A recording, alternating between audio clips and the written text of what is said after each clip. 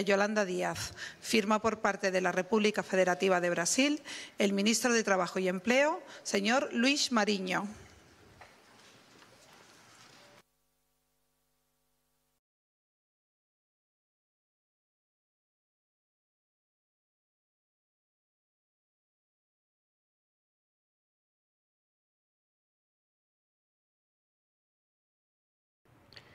O ministro Marinho do Trabalho assina neste momento um acordo de cooperação entre o Ministério do Trabalho e Emprego do Brasil e o Ministério do Trabalho e Economia Social da Espanha.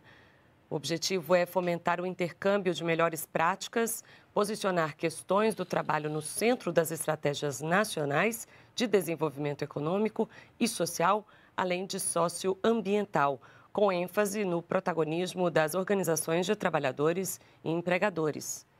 Além disso, o memorando prevê mecanismos de cooperação para o aumento da produtividade, sobretudo em pequenas e médias empresas.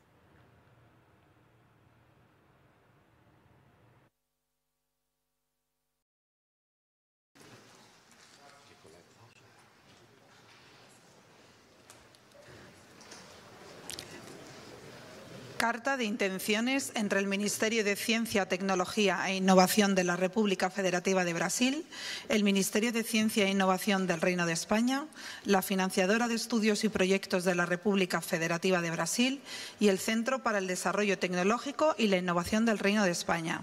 Firman por parte del Reino de España la ministra de Ciencia e Innovación, doña Diana Morant, la presidenta del Centro para el Desarrollo Tecnológico y la Innovación, doña Teresa Riesgo. Firman por parte de la República Federativa de Brasil la ministra de Estado de Ciencia, Tecnología e Innovación, señora Luciana Barboso de Oliveira Santos, el presidente de la Financiadora de Estudios y Proyectos, el señor Celso Pansera.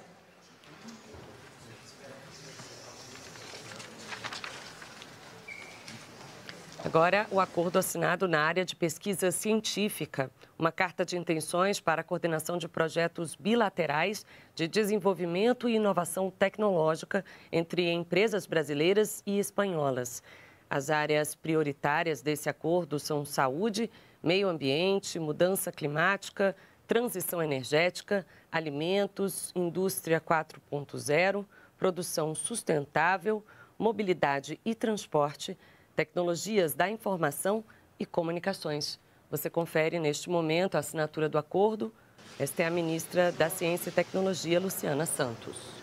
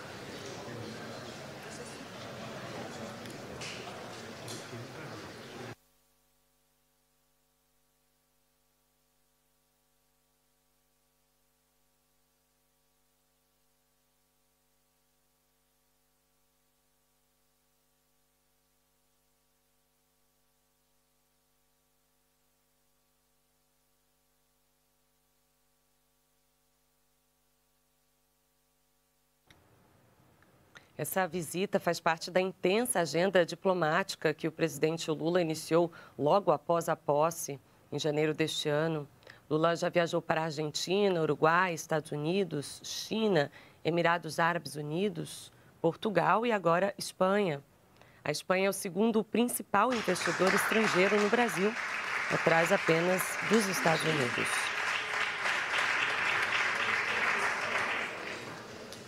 Memorando de entendimiento entre el Ministerio de Universidades del Reino de España y el Ministerio de Educación de la República Federativa de Brasil sobre cooperación en educación superior universitaria. Firma por parte del Reino de España el ministro de Universidades, don Joan Subirats. Firma por parte de la República Federativa de Brasil el ministro de Educación, señor Camilo Santana.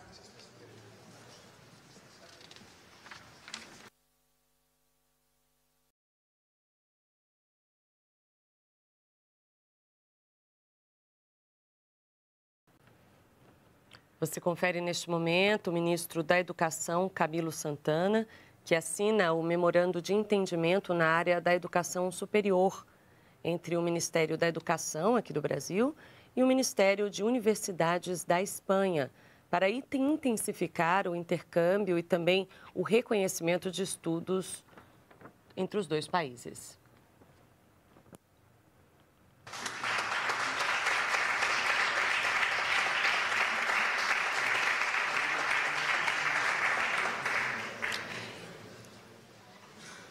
El acto ha finalizado. Muchas gracias por su asistencia.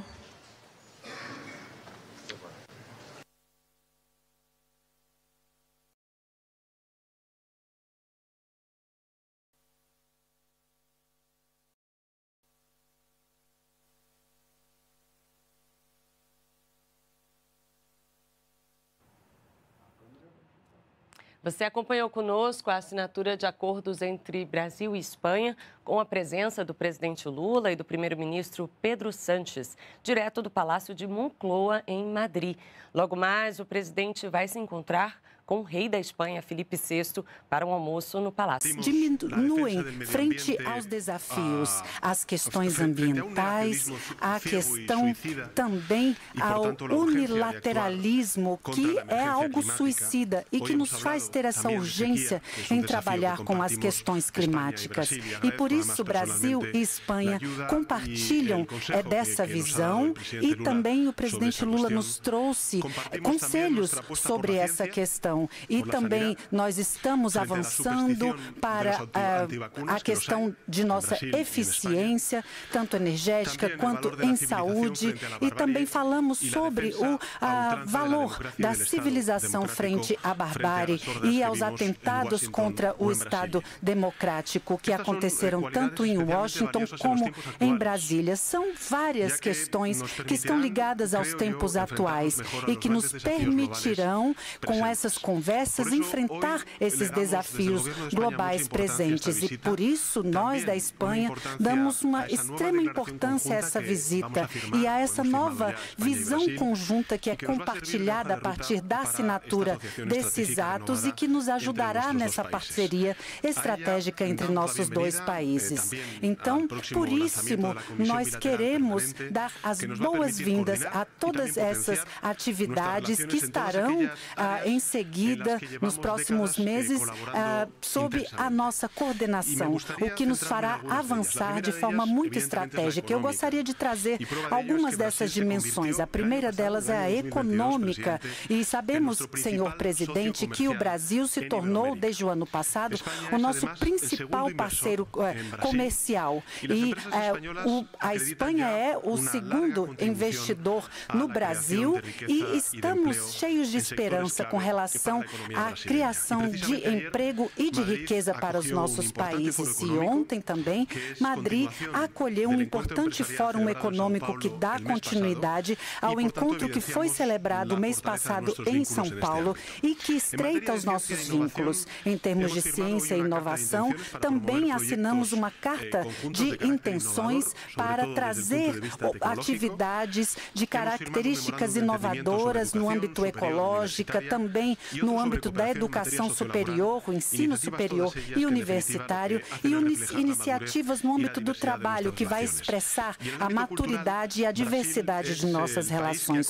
No âmbito cultural, Brasil acolhe um grande número, o maior número mesmo, de institutos Cervantes no mundo. E por isso nós queremos implementar várias iniciativas, inclusive do ensino obrigatório do espanhol nas escolas brasileiras, além de outros assuntos bilaterais Espanha-Brasil, pois sabemos o potencial de crescimento entre União Europeia, América Latina e Caribe. Neste sentido, queremos reforçar, estreitar as relações e eu quero pessoalmente agradecer os esforços do presidente Lula, que vai participar da cúpula CELAC União Europeia, que acontecerá nos dias 17 e 18 de julho e que vai tratar de várias temáticas sobre essas parcerias estratégicas. Portanto, sem dúvida, o Brasil, como país, o maior país da comunidade latino-americana, tem um papel-chave a exercer. Além disso, como vocês sabem,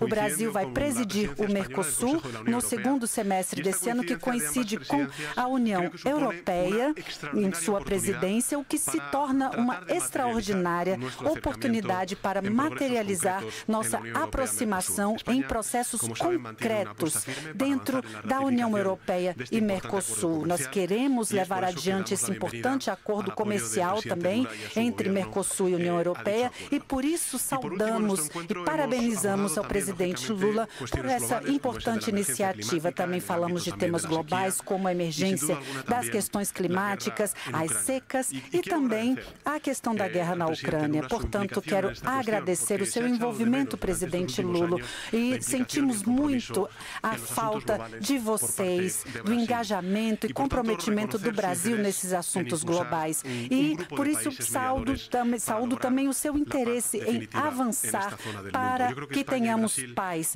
no mundo. Espanha e Brasil desejam a mesma coisa, a paz. E para que essa paz seja justa e duradoura, é importante estarmos todos envolvidos. É importante que respeitemos os princípios fundamentais do direito internacional preconizados na Carta das Nações Unidas sobre a integridade territorial e também as regras existentes. Sabemos que nessa guerra há um agressor e um agredido. O agressor é Putin e o agredido é esse povo que busca lutar por sua liberdade, soberania nacional e seu território. Neste sentido, desde o princípio, a Espanha tem trabalhado para que exista uma paz justa, duradoura, e neste sentido eu quero agradecer o comprometimento do Brasil com relação a esses assuntos globais, a saber, neste sentido, a guerra da Ucrânia. E também estivemos conversando, pois se queremos uma paz justa e duradoura, é essencial que a voz do país agredido, nesse caso a Ucrânia, a partir do seu presidente, que tem a sua fórmula de paz, seja considerada. E também tratamos de vários assuntos que são importantes para nossos dois governos, como as questões ambientais, o combate ao aquecimento global. Acho que no Brasil essa agenda climática nos traz muito alívio. O jeito como vocês têm tratado e dado importância a essa questão é louvável o seu compromisso com a preservação da região amazônica e queremos seguir trabalhando neste sentido. E por isso convidamos o Brasil para participar dessa aliança contra a seca. E para terminar, eu quero reiterar aos meios de comunicação que essa visita marca o início de uma nova fase em nossas relações bilaterais. Renovamos a nossa parceria estratégica, pois estamos, sobretudo, convencidos de que temos muito a contribuir para a prosperidade e o bem-estar de nossos cidadãos e cidadãs de nossas regiões, com a construção de um mundo cada vez mais seguro, sustentável, pois se queremos enfrentar as ameaças reais, precisamos envolver a nossa população. E por isso agora eu passo a palavra ao presidente Lula.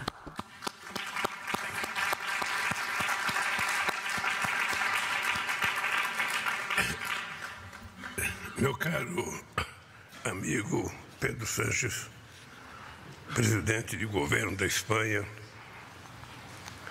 você sabe que eu aprendi que palma e vaia, alguém tem que puxar, alguém tem que ser o primeiro, porque as pessoas ficam com vergonha de bater palma e as pessoas ficam com vergonha de vaiar. É só alguém começar que todo mundo consegue aplaudir. Então vocês, por favor, batam palmas. A coisa é a seguinte. Falar da Espanha, para mim, é muito fácil, porque eu tenho uma relação com a Espanha muito forte, desde o tempo de dirigente sindical. Aqui eu construí uma amizade excepcional com as duas centrais sindicais importantes aqui, a Comissão de Obreiras e a UGT. Aqui eu pude construir amizade com Felipe González em 82, quando eu era apenas o fundador de um partido. Eu vim aqui, o Felipe González me atendeu, a mim e o Marco Aurélio, tivemos uma longa conversa e daí nasceu uma grande relação política. Aqui eu sempre fui tratado com muito respeito, não só por Felipe González, fui tratado com muito respeito. E quando eu digo eu, não é eu pessoalmente, é o Brasil. Nós tivemos uma belíssima relação com Aznar e tivemos uma belíssima relação com o Zapatero. O Zapatero até, mais do que relação, é porque nós nos considerávamos irmãos políticos e a relação foi muito. E eu sou muito agradecido ao presidente Pedro Sánchez, porque quando eu nem era candidato ainda, eu tinha acabado de sair da prisão.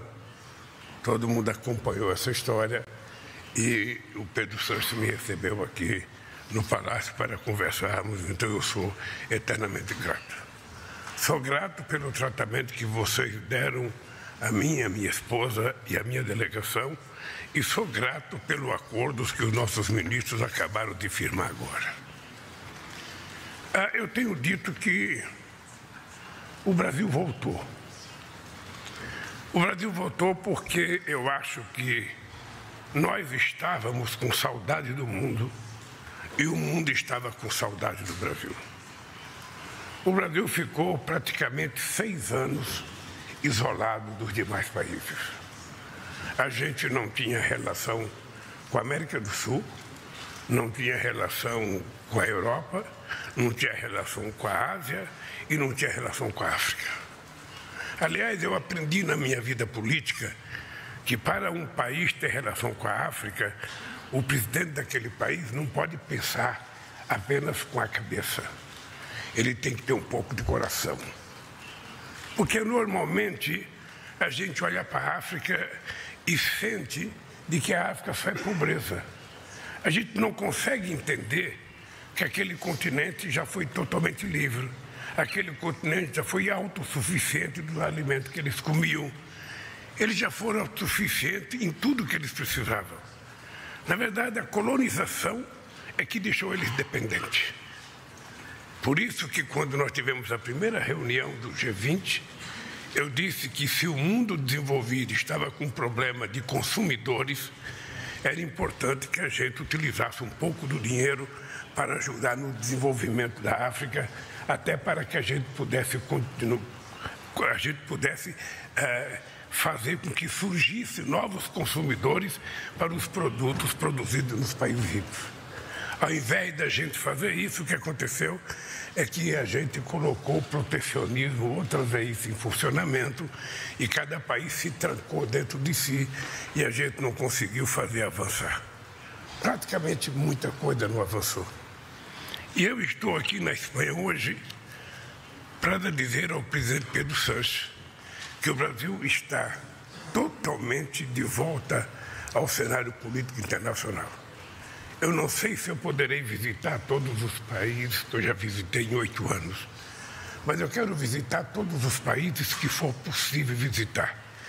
Eu já estive nos Estados Unidos, já estive na Argentina, já estive no Uruguai, já estive na China e conversei com o chanceler Olavo Scholz, conversei com Macron por telefone. Pretendo visitar a África, pretendo ir à Bélgica discutir a questão do CELAC, pretendo ir à África do Sul na reunião dos BRICS, pretendo participar do G20 e pretendo visitar outros países, porque eu acho que a relação política ela é feita presencialmente, pessoalmente. Não é possível você imaginar, por mais que seja importante os algoritmos, por mais que seja importante a internet, você imaginar que é capaz de fazer política apenas via computador. A política, para ser feita, ela tem que ser feita pessoalmente. Você tem que apertar a mão da pessoa, você tem que abraçar a pessoa, você tem que olhar no olho da pessoa, porque isso é o ser humano. O ser humano é 90% química. E se você não provocar essa reação química nas pessoas, você tem pouca chance de fazer uma boa relação. Foi assim que eu aprendi a fazer política e assim eu voltei a presidir o Brasil depois de um período muito ruim que aconteceu no Brasil. Bem, nós conversamos sobre a retomada do diálogo e da cooperação.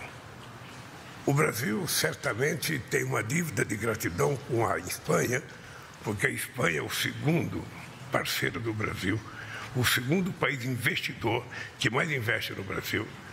Mais de 1.000 empresas espanholas estão no Brasil, aproximadamente 15 milhões de espanhóis ou descendentes de espanhóis estão no Brasil.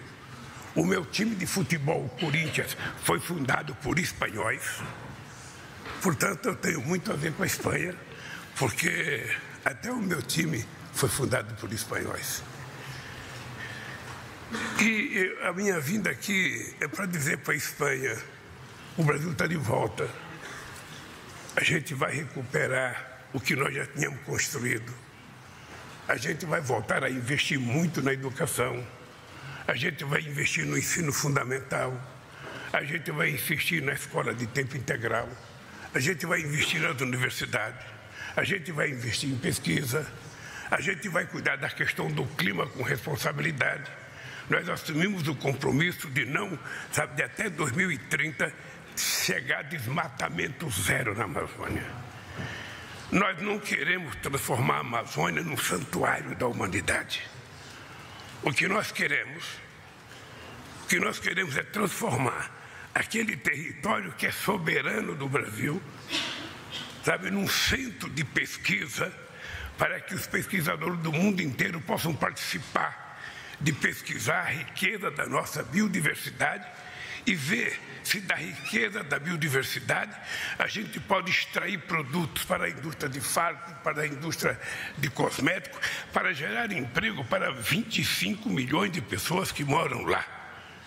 Porque aquelas pessoas querem ter direito às coisas, aquelas pessoas querem ter carro, aquelas pessoas querem ter geladeira, aquelas pessoas querem ter televisão, aquelas pessoas querem passear. Nós não podemos passar a ideia que preservar a Amazônia é segregar aquelas pessoas no mundo inóspito. Não.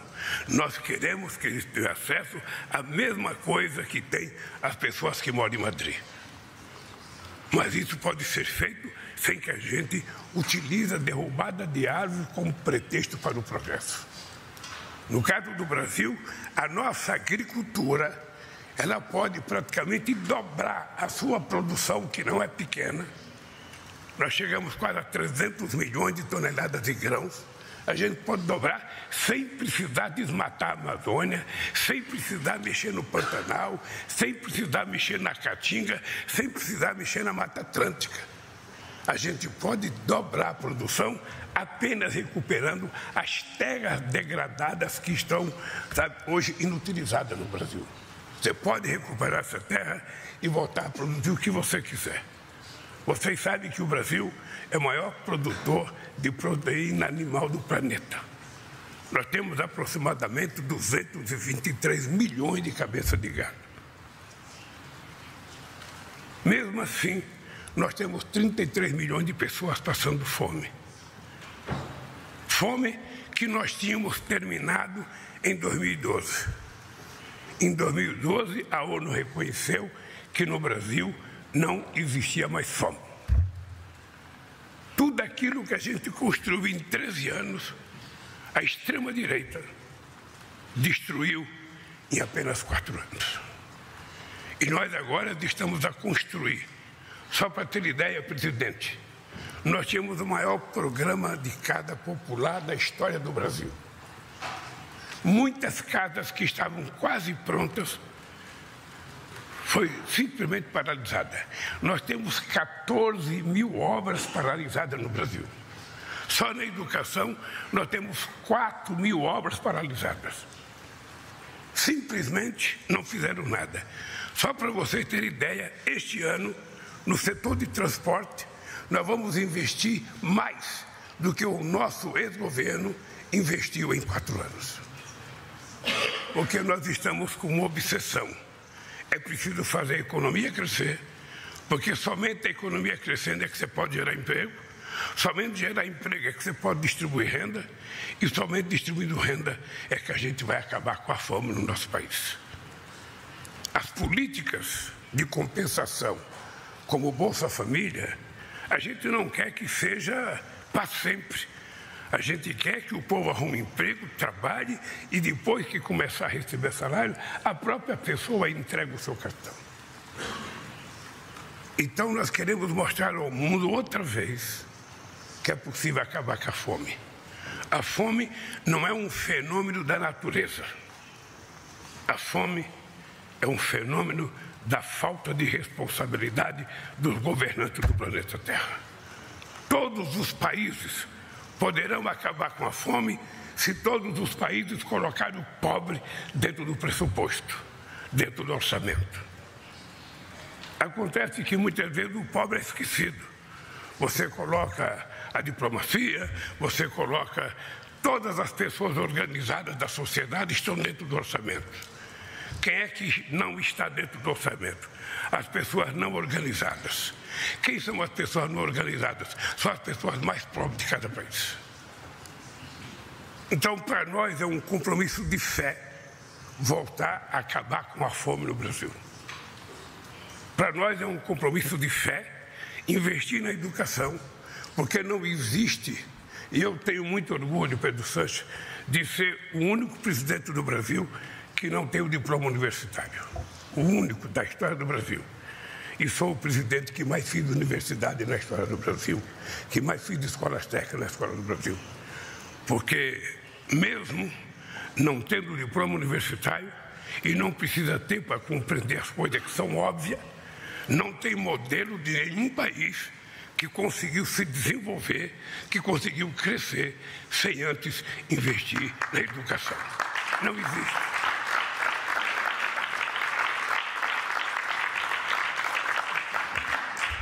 Eu, quando vejo alguns países preocupados com o crescimento da China, eu fico me perguntando se a gente está lembrado do discurso que era feito nos anos 80, depois do famoso consenso de Washington,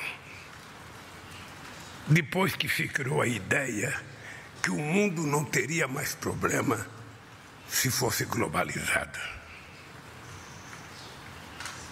Você todos lembram, mesmo as ministras mais jovens lembram de um discurso feito há 43 anos atrás.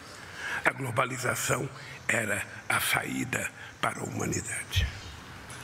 E por conta disso, todas as mega empresas americanas foram investir na China. Para desenvolver a China, não. Para utilizar a mão de obra barata que a China oferecia naquele instante. O que aconteceu com os chineses? Os chineses souberam tirar proveito do investimento. Não sei qual foi o milagre que eles fizeram, mas o dado concreto é que quando o Trump foi candidato e começou a dizer que era preciso tirar as empresas da China para as empresas voltar para os Estados Unidos, já era tarde. A China já é a segunda economia mundial e possivelmente no próximo ano ou no outro será a primeira economia do mundo. Com uma diferença. Faz muitos anos que a China não faz guerra. Isso numa demonstração de que somente com muita paz é possível você aproveitar o dinheiro produzido pelo povo para poder gerar emprego e bem-estar social. Por isso, eu sou incomodado com a guerra que está acontecendo entre a Rússia e a Ucrânia.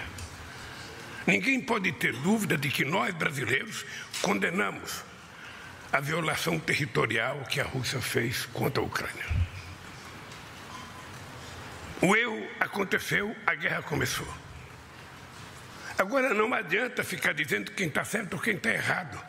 Agora o que precisa é fazer a guerra parar. Porque você só vai discutir um acerto de contas quando pararem de dar tiros. É assim nessa guerra e foi assim em todas as outras guerras. E nós vivemos um mundo, presidente, muito esquisito. Nós vivemos um mundo em que o Conselho de Segurança da ONU, os membros permanentes, todos eles são os maiores produtores de armas do mundo, são os maiores vendedores de armas do mundo e são os maiores participantes de guerra do mundo.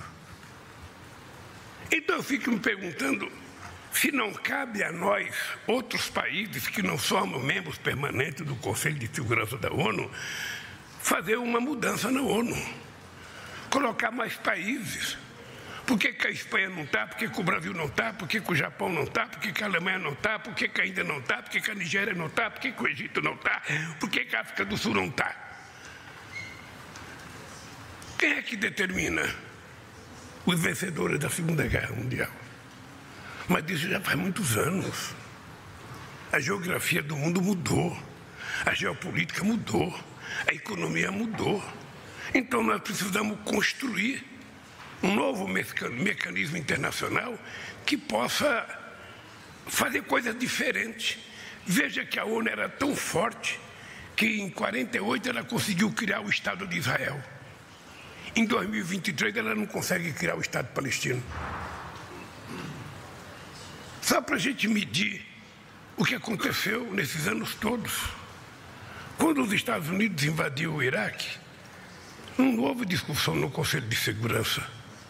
Quando a França e a Inglaterra invadiram a Líbia, não houve discussão no Conselho de Segurança. E agora a Rússia, que é membro também do Conselho, membro fixo, também não discutiu. Ora, se os membros que têm a responsabilidade de dirigir, sabe, a paz mundial não pede licença, por que os outros têm que obedecer? Então eu acho que está na hora da gente começar a mudar as coisas. E está na hora da gente criar um tal de G20 da paz, que deveria ser a ONU. Quando aconteceu a crise de 2008, na quebra do Lehman Brothers, imediatamente se criou o G20. E naquele G20 a gente tomou decisões importantes que não foram cumpridas até hoje. A mudança no FMI, a participação de outros países. Isso não aconteceu. Agora, nós tivemos a pandemia. Os estados, efetivamente, foram os estados que conseguiram salvar a humanidade. Porque se os estados não colocam dinheiro, o sistema não estava muito preparado para isso. Então, é preciso que a gente tenha consciência. Sabe? O nosso país, por exemplo, negou as decisões da OMC, não acreditou. Eu acho que não teve no mundo um presidente negacionista como teve o presidente do Brasil, que, na minha opinião, é responsável, pelo menos, por metade das 700 mil pessoas que morreram. Porque se ele tivesse comprado a vacina no tempo hábil e se não tivesse vendido a ideia de um remédio chamado cloroquina, que não servia para a Covid, era um remédio para malária, e ele colocou os laboratórios das Forças Armadas para produzir cloroquina, esse homem um dia vai ter que ser julgado num tribunal internacional por uma chacina que aconteceu no nosso país. Bem, então esse Brasil que nós estivemos acostumados a ver até 2015, desapareceu durante 6 anos. E nós estamos de volta para dizer para a Espanha, para dizer para os trabalhadores espanhóis, para dizer para os empresários espanhóis que nós queremos construir parceria. Nós precisamos convencer os empresários brasileiros a fazerem investimento na Espanha. Nós precisamos fazer os empresários espanhóis a fazerem parceria. Nós não vamos mais privatizar nenhuma empresa. Nós não vamos vender patrimônio público para pagar dívida. O que nós queremos é construir parceria com os empresários de outros países para construir coisas novas. Fazer uma estrada nova. E se precisar fazer dívida para construir um ativo novo, não tem nenhum problema. O que você não pode é fazer dívida para pagar dívida. Porque só vai aumentar a sua dívida. Mas se você estiver construindo um patrimônio novo, um ativo que dê rentabilidade ao país, não tem problema você fazer dívida. Quando eu peguei o Brasil em 2003, nós tínhamos uma dívida de 60,7% do PIB. Quando eu entreguei com 37%. O Brasil nunca tinha feito reserva internacional. Nós deixamos o Brasil com 370 bilhões de reserva. Nós éramos a 4ª reserva internacional. O Brasil devia 30 bilhões do FMI. Nós pagamos a dívida e emprestamos 15 bilhões do FMI. Mas agora nós precisamos criar novos mecanismos. Eu sou favorável, no caso do Brasil com a América do Sul, que a gente criou uma moeda para a gente negociar e comercializar. Eu sou favorável que a gente crie nos BRICS uma moeda de negociação entre nós e os nossos países, como os europeus criaram o euro. Não é possível que a gente criou os bancos do BRICS. A gente quer efetivamente que os bancos do BRICS se transformem num grande banco de investimento. Se for possível, maior que o Banco Mundial. Aliás, não é grande coisa ser maior do que o Banco Mundial, porque o BNDES no Brasil foi durante muito tempo maior que o Banco Mundial. Agora, na nossa cabeça, sem dinheiro, sem crédito, a economia não cresce. Porque ou o Estado coloca dinheiro, ou os empresários colocam dinheiro. Se o Estado não pode colocar e os empresários não têm, os bancos têm que oferecer. Se os bancos privados não querem, os bancos públicos ofereçam. E no Brasil nós temos 4 bancos públicos importantes. Nós temos o BNDES, que é o Banco Nacional de Desenvolvimento. Nós temos o Banco do Brasil, que é um banco excepcional de economia mista, que financia pequenas e médias empresas, financia a agricultura. Nós temos a Caixa Econômica, que é um banco excepcional, que financia a mobilidade urbana, financia casa, sabe, dinheiro para saneamento básico, sabe, ajuda muito as pequenas e médias cidades brasileiras e as grandes também. E nós temos o Banco do Nordeste e nós temos o Banco da Amazônia. Esses bancos não estão mais emprestando dinheiro porque o governo anterior não queria que o país crescesse. Todo o dinheiro era devolvido para o Tesouro. Para quê? Para o Tesouro pagar a dívida. Isso vai mudar. Eu quero dizer para vocês, aqui na Espanha, que o Brasil vai voltar a crescer. Primeiro, nós estamos arrumando a casa, é um trabalho imenso. Você sabe que fazer mudança numa casa é mais difícil que fazer uma casa nova. Nós estamos tentando apenas reconstruir. E por isso nós vamos precisar de muito companheirismo e de muita solidariedade da Espanha. Nós queremos construir com a Espanha, sabe, a parceria mais forte do que já é.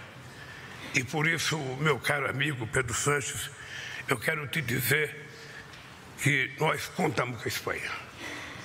Esse grupo de trabalho que foi montado tem que trabalhar, os acordos que nós fizemos têm que acontecer e nós temos que ver quais as áreas que nós precisamos fazer acordo ainda para a nossa economia voltar a crescer.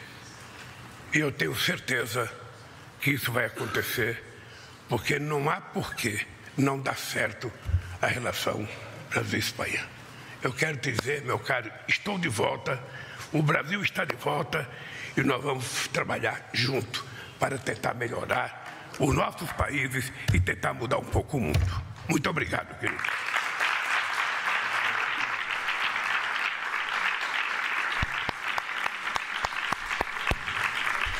Bueno, pues vamos a dar comienzo a las preguntas de los medios de comunicación, directora. Vamos começar para as perguntas dos mídias. Muito obrigado, presidente. Vamos começar. Em nome dos colegas brasileira. Em nome da prensa brasileira, pergunta Bianca Rotier, de TV Globo. De Bianca Rotier, da TV Globo. Sim, olá, meu nome é Bianca Rotier, eu sou correspondente na Europa da Globo e da Globo News, mas falo aqui, pergunto aqui em nome de todo o pool, em nome de todos os jornalistas brasileiros no Palácio Moncloa. Bom dia para o senhor, presidente. Buenos dias, presidente do governo espanhol. Em primeiro lugar, presidente Lula, o senhor até aqui, nessa viagem a Portugal, a Espanha, mudou um pouco o tom, né, dizendo que compreende o lado dos amigos europeus, sem falar aí que os Estados Unidos e a Europa vêm contribuindo para a continuidade da guerra, mas agora o senhor ao criticar o formato atual do Conselho de Segurança da ONU, o senhor também falou ali desses países como os principais produtores de armas, os principais participantes de guerra. O senhor tem aí uma preocupação ainda de não desagradar os aliados dos Estados Unidos e da União Europeia? A conversa, entendo que hoje foi boa, mas o senhor ainda quer mais, inclusive tem a ideia de conversar com o Rishi Sunak, né, em Londres, numa reunião bilateral, e com o presidente Macron também sobre isso, para acalmar realmente as críticas ou preocupações em relação à posição clara do Brasil nessa busca pela paz. Essa é uma questão. E a outra, sobre o acordo Mercosul-União Europeia. O senhor já defendeu mudanças nesse acordo para que ele possa finalmente avançar. Os senhores discutiram isso? Que mudanças seriam essas? Deixa eu só, por favor, presidente, fazer uma pergunta também para o primeiro-ministro. Pedro Sánchez, por favor. Há muita resistência de países da União Europeia em relação ao acordo com o Mercosul. Mucho se dice que es por la cuestión de la política ambiental del gobierno Bolsonaro, el deforestamiento, pero también hay cuestiones económicas, sobre todo de Francia, la parte de la agricultura. ¿Cómo usted pretende avanzar con el acuerdo, si tiene esta resistencia de la parte de países de la Unión Europea, sobre todo, especialmente de la Francia? Gracias. Países da União Europeia e especialmente da França. Obrigada. Começa.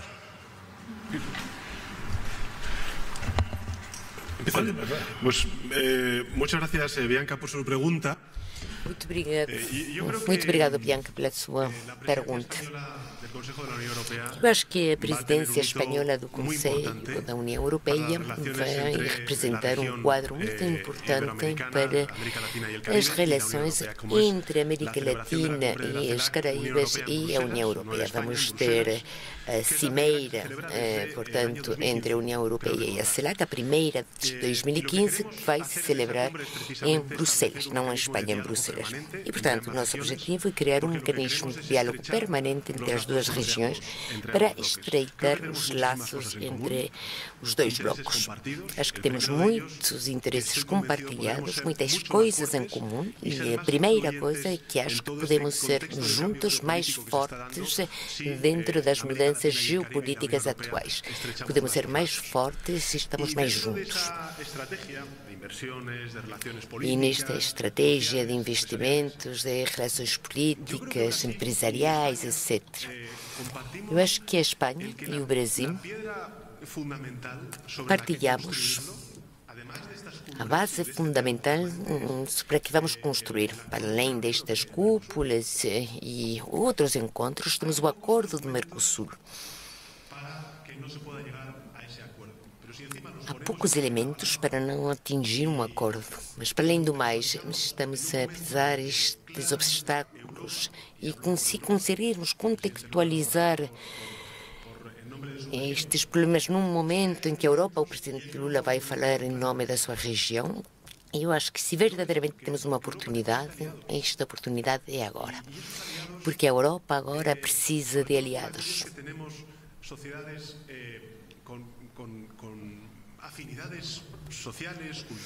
Naqueles países em que temos laços históricos, temos relações internacionais, económicas, mas também uma cultura conjunta, acho que este continente é a América Latina. E, portanto, nós vamos trabalhar para ultrapassar estas resistências. É verdade que há países na União Europeia que têm algumas dúvidas sobre a possibilidade deste acordo, mas acho que podemos acabar com estas dúvidas e vamos ter que pensar na potencialidade que representa este acordo para a América Latina e para as Caraíbas.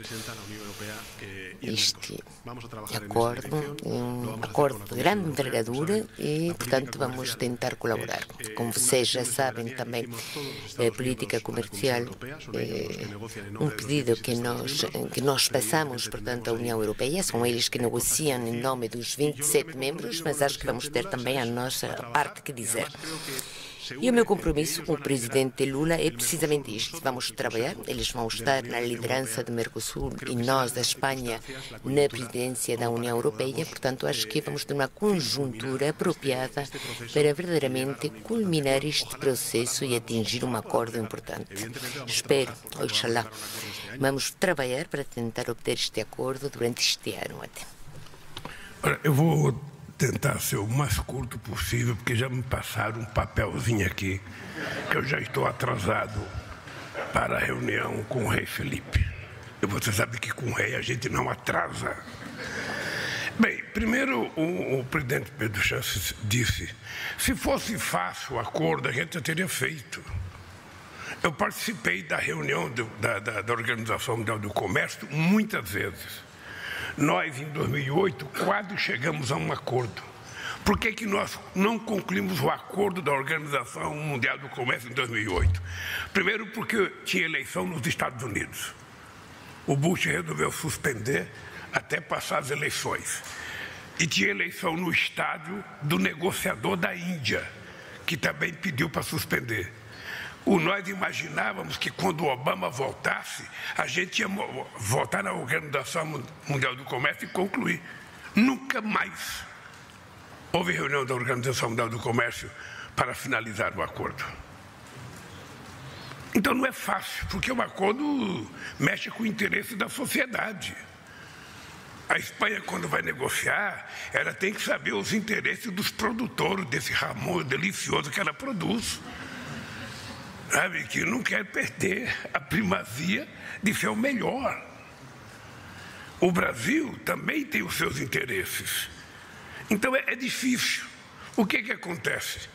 Eu acho que na proposta feita no governo anterior, ela é inaceitável por parte do Brasil, porque ela impõe punição. E nós não podemos aceitar. E eu acho que com o fato do presidente Pedro Sánchez assumir a presidência da União Europeia, a gente pode ter chance de fechar esse acordo. Eu tenho dito internamente no Brasil que eu tenho interesse de fechar esse acordo, porque eu já fui presidente 8 anos, não fechamos o acordo, a Dilma foi 6, não fechamos, já houve, mais 4 anos, ou seja, alguém tem que fechar. Agora, para fechar, tem que estar de acordo. Um acordo todo mundo tem que ganhar, porque ninguém quer perder. E nesse ganha-ganha é que a gente pode fazer um belo de um acordo. Tá? A segunda coisa, com relação à Ucrânia. Olha, você sabe perfeitamente bem que o Brasil, desde o começo, condenou a ocupação territorial da Ucrânia.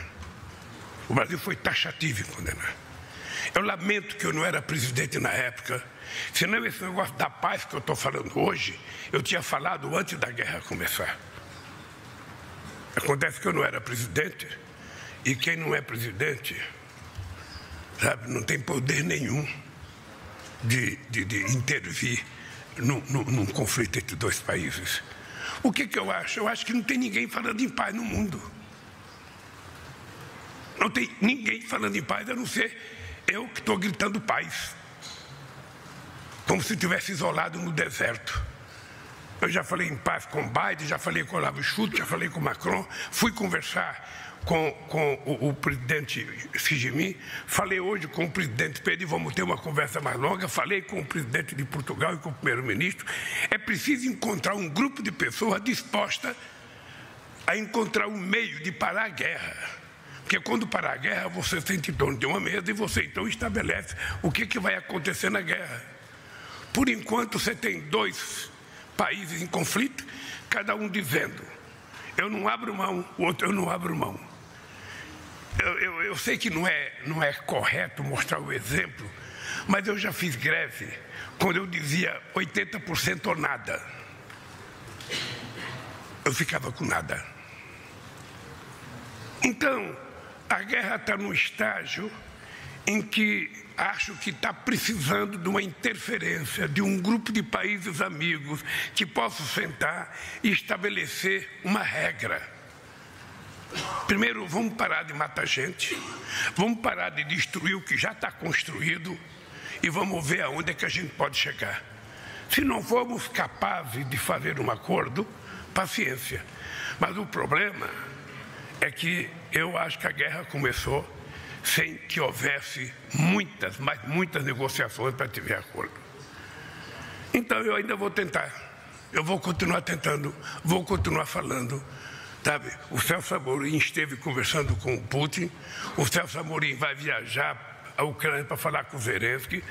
Sabe, nós vamos conversar com todo mundo, até ver se é possível a gente falar, olha, vamos parar de guerrear e vamos negociar, que é mais barato, é mais cômodo, é mais tranquilo e é mais bom para os seres humanos que moram na Ucrânia e que moram na Rússia.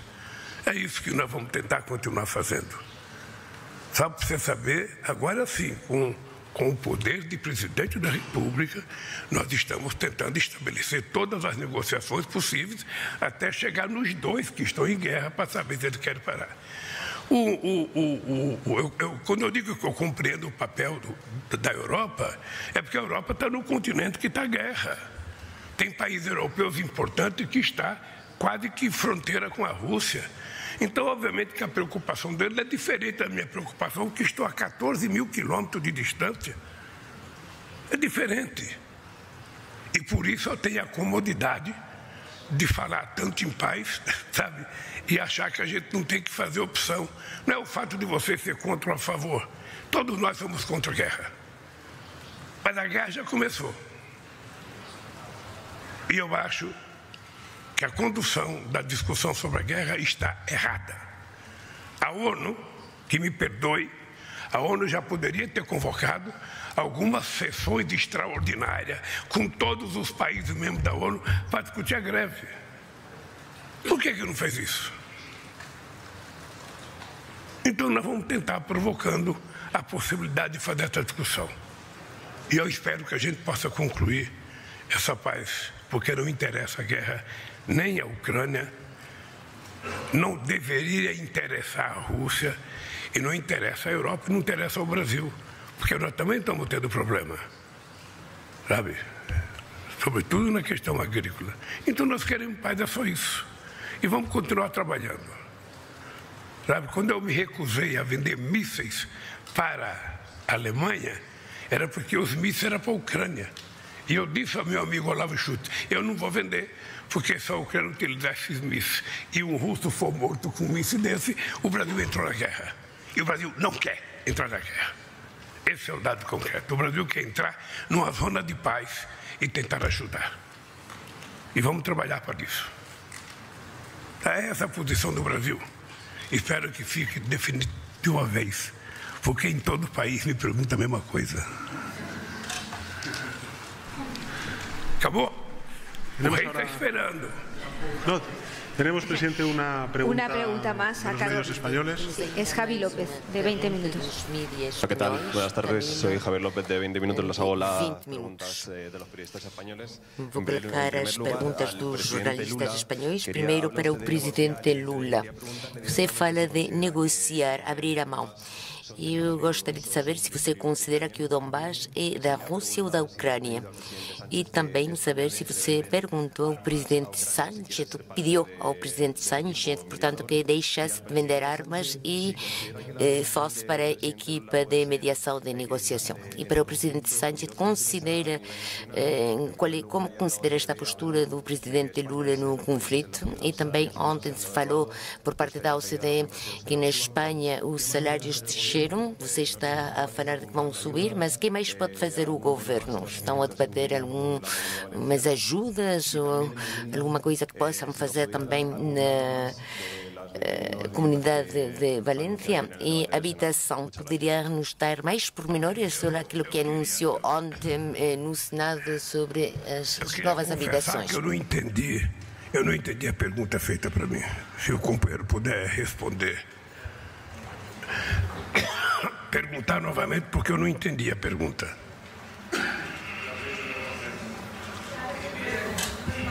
Si considera que el territorio de Crimea y el Donbass... Você considera que a Crimeia e o Donbass são da Ucrânia ou da Rússia? E se você pediu à Espanha que deixasse de vender armas à Ucrânia para passar e fazer parte da equipa de mediação do conflito? Olha, primeiro, não cabe a mim decidir de quem é a Crimeia. Eu acho que quando você sentar numa mesa de negociação, você pode discutir qualquer coisa, até a Crimeia. Mas não sou eu que vou discutir isso, quem tem que discutir isso são os russos e os ucranianos. Não cabe a mim dizer, sabe, de quem é quem. Primeiro, para a guerra e depois vamos conversar o que vai resolver. Cada um acha que tem razão, cada um acha que pode mais. O dado concreto é que o povo está morrendo. E só tem um jeito, é parar para fazer um acordo. Você tem que discutir a Crimeia, tem que discutir outro território da Ucrânia, tem que discutir a OTAN. Sabe? Não, tem muita coisa em jogo. A segunda coisa é que eu acho que a Espanha vai fazer o que a Espanha decidir fazer sem que o Brasil tenha qualquer interferência. Se puder, sabe, montar o time de paz e a Espanha quiser participar, eu, sinceramente, teria muito prazer em que a Espanha participasse. Mas o governo espanhol tem soberania suficiente para decidir aquilo que ele vai fazer no momento que quiser fazer. Eu não quero interferir em ninguém, eu só quero dizer que se a gente não tiver paz, essa guerra vai demorar para ter fim. E quero dizer mais, eu não sei o que pode acontecer com o prolongar dessa guerra. Não sei o que pode acontecer. Vocês sabem do que eu estou falando. Pode acontecer tudo, até uma desgraça maior. Então, enquanto a gente tem possibilidade, vamos trabalhar para ver se a gente evita isso.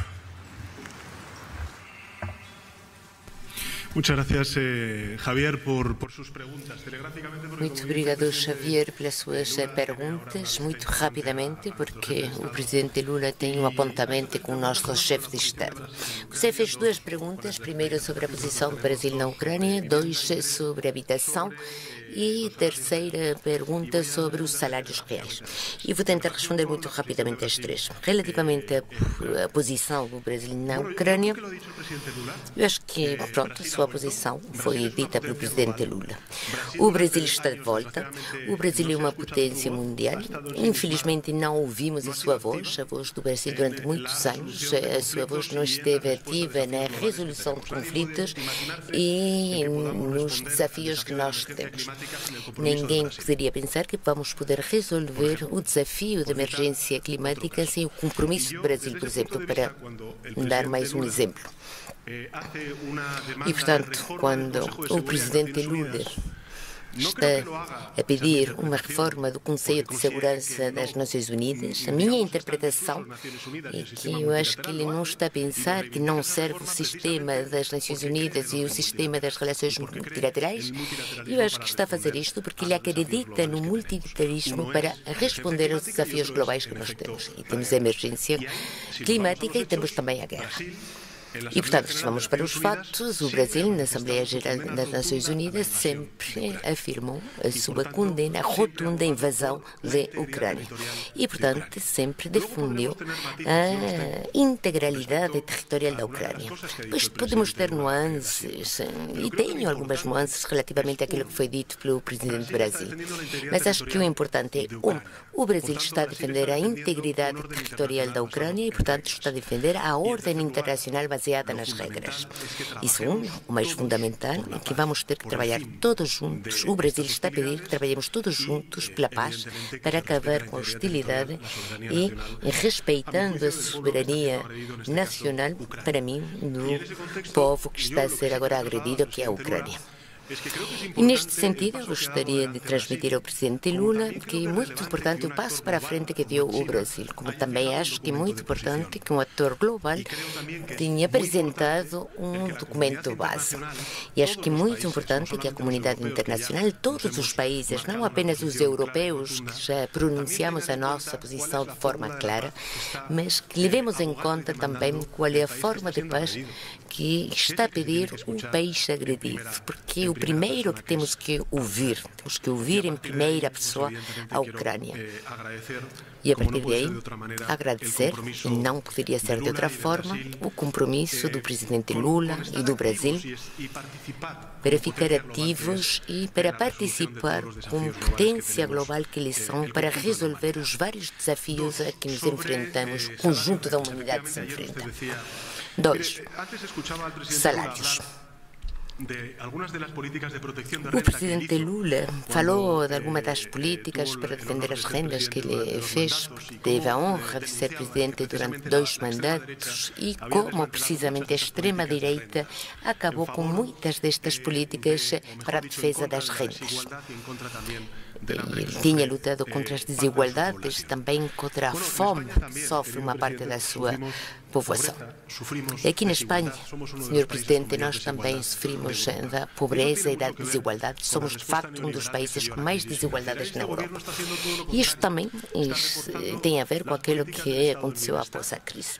Aqui agora, este governo está a reforçar as políticas de bem-estar, está a aprovar reformas com o acordo dos empresários dos sindicatos, como a reforma laboral e a reforma das pensões. E portanto, vocês poderiam considerar que isto chega sem trabalho, mas trabalha-se muito para obter todas estas reformas. Houve uma altura em que tivemos muito conflito social e a rejeição, portanto, de muitas destas reformas que eram feitas por outra administração. Eu gostaria de vos lembrar o que sigue. A reforma laboral recupera direitos, coloca o diálogo, portanto, coletivo como ponto central. Os sindicatos já falam desde há muito tempo que temos que ter uma repartição mais justa dos lucros. Vemos que os lucros estão a aumentar mais do que os salários e, portanto, o que têm que fazer os empresários sentar à volta de uma mesa de negociação, aquilo que eles acordaram durante a reforma laboral, e atingir um pacto para melhorar também os salários dos trabalhadores e das trabalhadoras. Porque, em fim de contas, isto também é bom para a economia. As pessoas vão ter mais capacidade para consumir e, portanto, vão poder ajudar mais a economia. E mais um pormenor. Eu gostaria de vos dizer que o governo da Espanha, com a pandemia e também agora com a guerra, eu falei disto precisamente no Senado ontem e a semana passada no Congresso, nós estivemos a utilizar 50 mil milhões de euros para amortizar precisamente o que aconteceu após a guerra. São dos maiores de toda a Europa e estão a dar os seus frutos. Estamos a crescer mais do que as outras economias europeias e estamos a descer a desigualdade após 2 situações tão graves como é a pandemia e a guerra agora. Portanto, acho que a partir daqui vamos ter que assumir todas as nossas responsabilidades, que nós assumimos também, e acho que os empresários vão ter que entrar na negociação coletiva com os sindicatos. Portanto, mais uma vez, vou pedir que os empresários façam para mim, se sentem com os sindicatos à volta da mesa de negociação. Habitação. O presidente Lula já falou sobre as políticas de habitação que ele impulsionou durante os seus 2 mandatos. Aqui vou-vos dar apenas um dado do presidente Lula. Na Espanha, a diferença daquilo que acontece na União Europeia, que temos uma média de 9%, aqui apenas 3% do total da habitação disponível em Espanha é pública, protegida. E durante a crise financeira foram vendidas muitas dessas habitações para os fundos de investimento. E desta forma, é verdade que agora a Espanha está a passar por grandes dificuldades, mais do que nada os jovens não conseguem ter acesso a uma habitação digna. Nós, como governo, temos a habitação como uma das nossas prioridades. Construímos 60% das 100 mil habitações que estavam incorporadas no plano estatal, ao início da legislatura. Vamos acrescentar mais 83 mil habitações graças ao Instituto de Empréstimo Oficial e vamos mobilizar mais 50 mil habitações que são propriedade do Estado, que estão na Sareb, e ontem anunciamos que vamos pôr à disposição da construção de outras 20 mil habitações, um solo que faz parte que está na propriedade da Defesa. Portanto, queremos aumentar um parque de habitação protegida no nosso país. Relativamente à colocação, vamos construir estas habitações no solo da Defesa. Quando vamos adoptar isto no Conselho de Ministros, vocês vão conhecer. Vocês já sabem, o Ministério da Defesa tem propriedades em toda a Espanha e, portanto, vamos poder construir em toda a Espanha em solo que hoje em dia está nas mãos do Ministério da Defesa. E com isto gostaria de agradecer o Presidente Lula e o seu governo por estar aqui na Espanha. Muito obrigada a todos os presentes, aos mídias espanhóis e internacionais, e agradecer ao Presidente Lula o seu compromisso com a Espanha. Vamos continuar a trabalhar juntos na agenda bilateral, mas também multilateral, porque acho que isto vai trazer muitos benefícios para ambos os dois países. Obrigada.